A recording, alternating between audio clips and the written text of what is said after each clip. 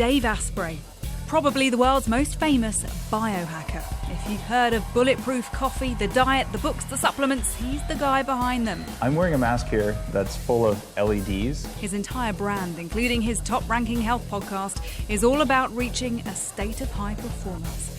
It's a biohacking career that began when he was an overweight tech entrepreneur in 1990's Silicon Valley. When I was 26, I made $6 million. I lost it when I was 28.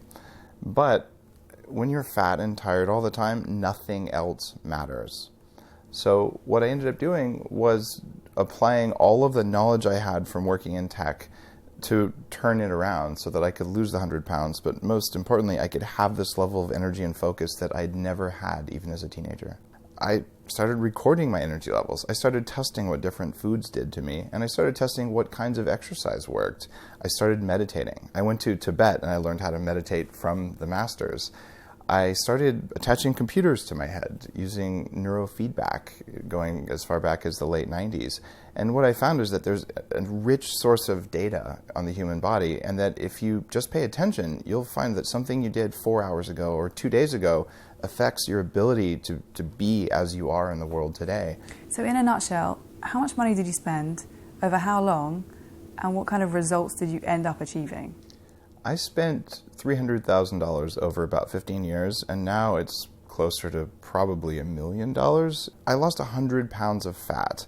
I can pay attention. I have more focus. My IQ is measurably higher than it used to be. These are big claims, but they're born by science. You can actually do these things. Everyone can do these things. Pour the coffee gently and slowly through the grounds. Dave's diet challenges 1980s attitudes towards fat. He's the guy who started the US craze of adding butter to coffee. You can see this butter is a yellow color. This is because it's butter from cows that ate grass. Foods aside, though, technology is key to his biohacking. Now give us your top 3 tech hacks. I use a filter on my iPhone. It's called the ZenTech filter. And what it does is it filters out the narrow spectrum of light that affects your sleep. So a little bit of blue light can turn down melatonin so you don't get sleep at night. When you look at your phone, you're ruining your sleep hormones. That's not okay. And this didn't happen 5 years ago because our phones didn't have bright white screens on them. So just by making that little change and by dimming the lights in my house, I sleep better, my kids sleep better. It's a complete game changer. We glue electrodes to your head, and your brain makes an electrical signal. We play the signal through a computer and then play it back to you. When we play your brainwaves back to you, it lets your brain see what it's doing for the first time.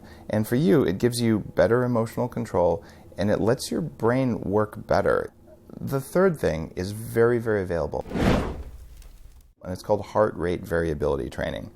And this is a little thing that clips on your ear or a chest strap, and it doesn't actually look at how fast your heart rate beats. It looks at the spacing between your heartbeats.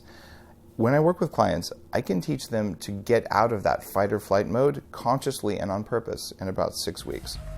Now, as you'd imagine, Dave's techniques and advice have come in for criticism. Here's what he said when I suggested he's leading his masses of followers into dangerous experimentation. What I'm doing is I'm showing people base principles so they can develop the things that work for them. And when I talk about something that's dangerous, I really do my best to warn people and say, this can hurt you. You need to go with the professional's help. On the flip side, though, when we leave this up to doctors, nothing happens. They do not innovate at a rate that's acceptable. I'm planning to live to 180 years old, and I'm not kidding about that. I'm not going to count on doctors with their incredibly slow rate of fearful innovation. Well, that told me then. Gemma Morris, Sky News.